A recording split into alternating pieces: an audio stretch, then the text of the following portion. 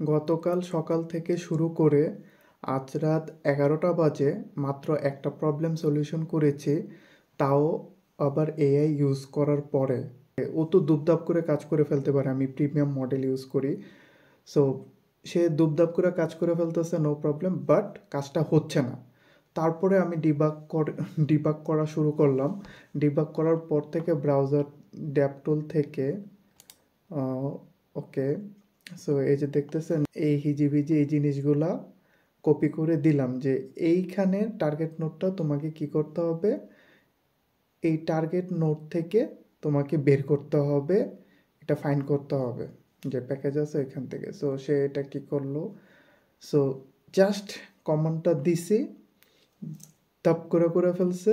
এখন দেখি যে কাজ করতেছে। সো মানে বিষয়টা হচ্ছে যে আমি অনেক সোর্স কোড তাকে বের করে দিয়েছে যে এই সোর্স কোড দেখো, দেখে তারপর তুমি সলিউশন করো।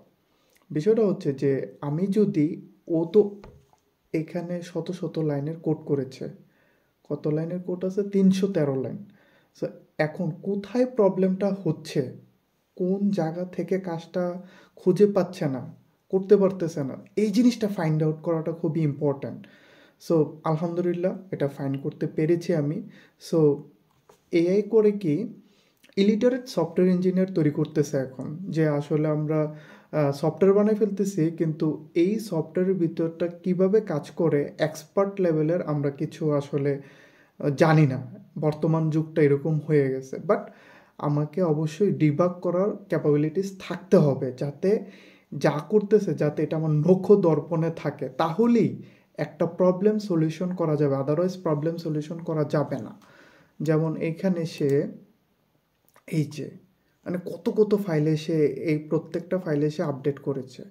সো প্রত্যেকটা ফাইলে ডিবাগ করার পরে যে কোথা থেকে কোথা, আমি তো জানি যে কোথা থেকে কোথায় আসতেছে, এটা যে এই কাজটা হচ্ছে না।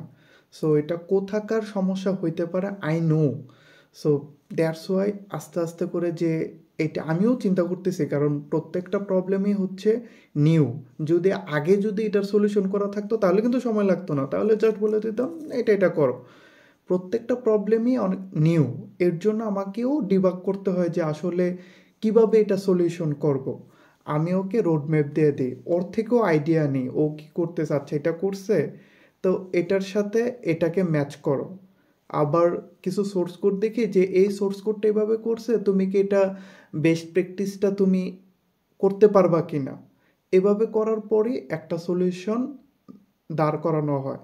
যদি এআই ছাড়া করতাম তাহলে আমাকে প্যাকেজ নিয়ে আরও পড়াশোনা করতে হইতো, নিজে নিজে তারপর সলভ করতে হইতো। কারণ এআই তো প্রত্যেকটা বারই কী করেছে, কিছু না কিছু কাজ করেছে, সেগুলো তো আমার টাইপিং করে কোড করে তারপর হচ্ছে যে আমাকে টেস্ট করতে হইতো। কাজ করতেছি, আপডেট করতেছি, তারপর আবার চেক করতেছি ইউআইতে, দেখে দেখে দেখে করতেছি যে এটা হচ্ছে কি না। এটা করলে আরও বেশি সময় লাগতো, তাহলে হয়তো বা এজিউম করা যায় যে আরও হয়তো বা 5 দিন সময় লাগতে পারতো যদি এআই না থাকতো।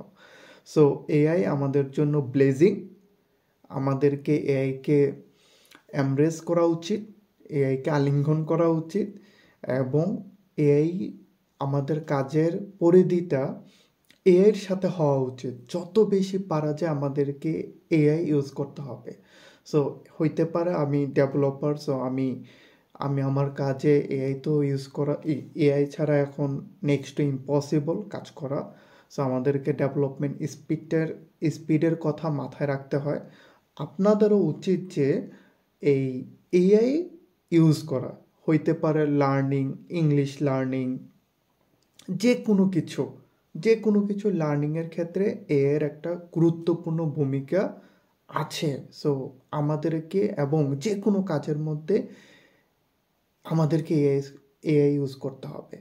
সো সামনে এখনই চলতেছে অটোমেটেড কার আসছে, এখন টেসলাই তো automated car. So not only Tesla, so but also lots of car are using AI, robotics, এগুলো তো আগে থেকেই চলে আসতেছে।